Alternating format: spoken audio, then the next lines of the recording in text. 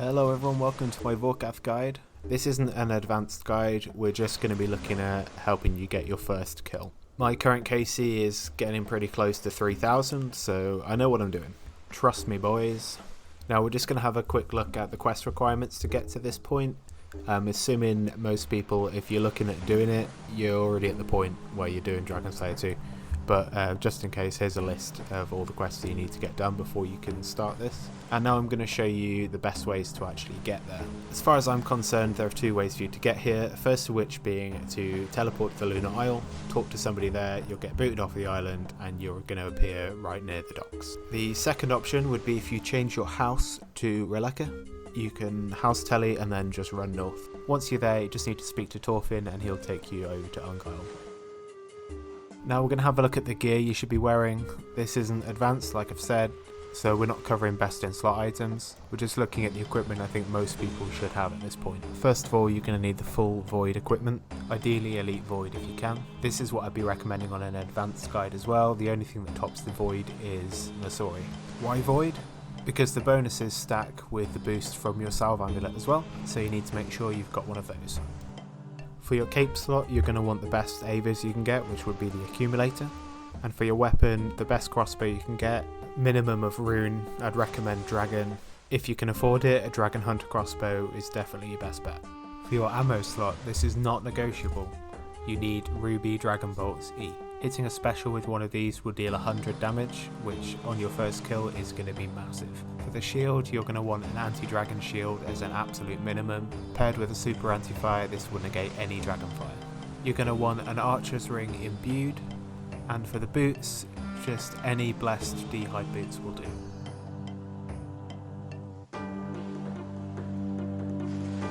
Okay, so now we're going to have a quick look at your inventory setup. Top left corner, we've got our one-click teleport. In case anything goes wrong, you can use this to get out quickly. Below that, we've got our air, earth and chaos runes, what you need for Crumble Undead. And below that is our ammo switch. For this, you need the Dragon Diamond Bolts E. Again, the special on these definitely makes them worth having. You're going to want to switch to these when you get to about a third health left. Now we've got our potions. We've got an extended super anti-fire, an anti-venom plus, a bastion potion, and 2 prayer potions. The rest of your inventory you want to fill with the best food you can get. I've filled up with anglers and a few karambwans in there as well. If you weren't aware, you can eat the karambwans straight away after any of the food and you'll eat it through the same tick, so you can essentially eat 2 pieces of food at once. This is particularly useful if you take a big hit and you need to heal a lot more and fast. Okay, so now we're going to have a look at Vorkath's attacks. I think this could be quite daunting for some people if you haven't taken on any boss like this before.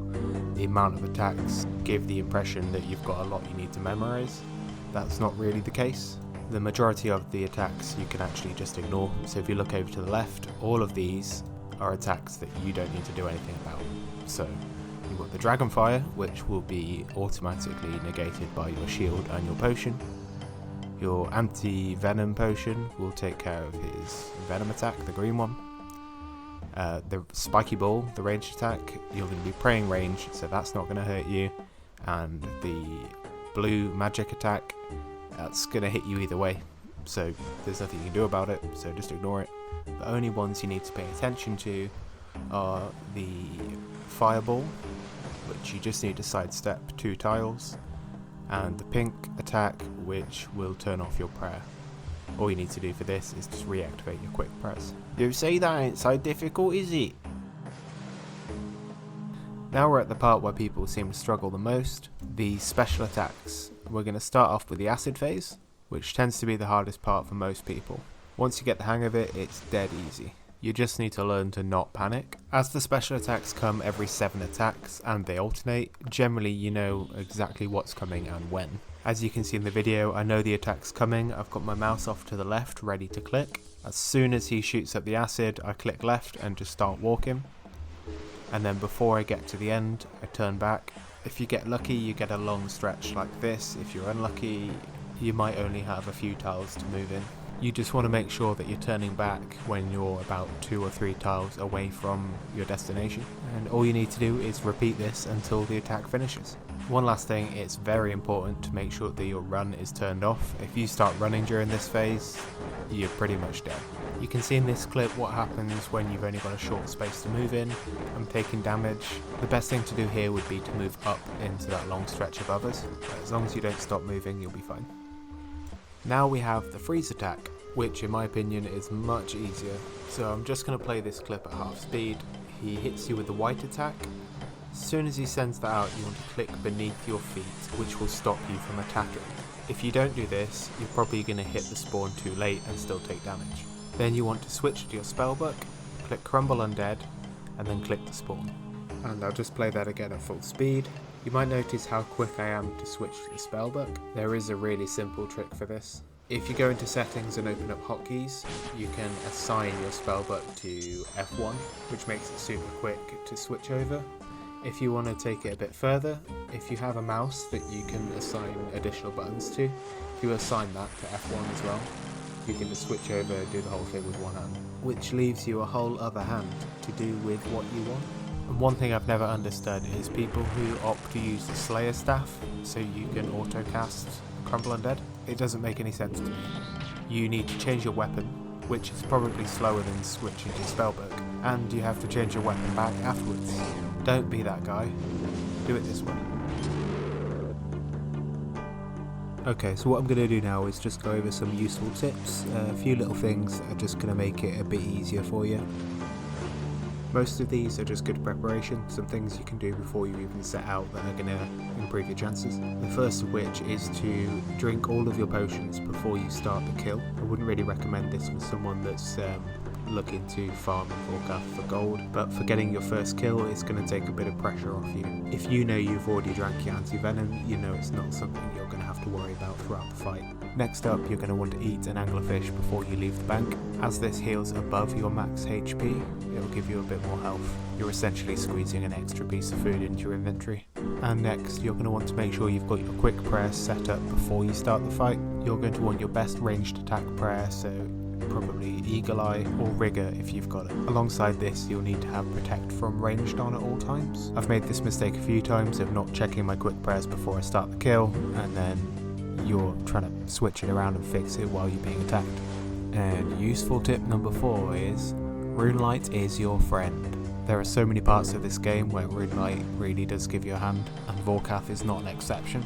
The main plugins you want to consider using are tile markers. You probably noticed in the clip that I've got 2 tiles that are marked. The reason I've highlighted these, it just makes it a bit easier if there's a dragon fireball coming down on you. All you need to do is just click on the highlighted tile that you're not on, and you know you're stepping away 2 tiles. These tiles also put you in the perfect place if you're going to do a Wook's Walk with a crossbow, which I'm going to cover in the next video, which will be a more advanced and efficient guide aimed towards farming Vorkath for some GP. You're also going to want to have the plugin that shows you your target tile, so you can see exactly where you're walking to. This helps out with the fireball attack as well. To make sure you haven't misclicked, you can see exactly where you're going, and through the acid phase you can see the tile you're going to be walking to, so if you've clicked one too far, or you're not sure you've clicked at all, you can see that it's registered on your screen when the target tile's lit up. And this isn't really a plugin, but a good feature on Runelight that will definitely help. Make sure you're on a world with the lowest ping possible. If you go to the world switcher through Runelight, it will tell you the ping for all the worlds, so you can sort this and move to the world that's going to give you the best ping. The last thing you want to happen is a bit of lag popping up when you've got an acid phase or a dragon ball coming down on you.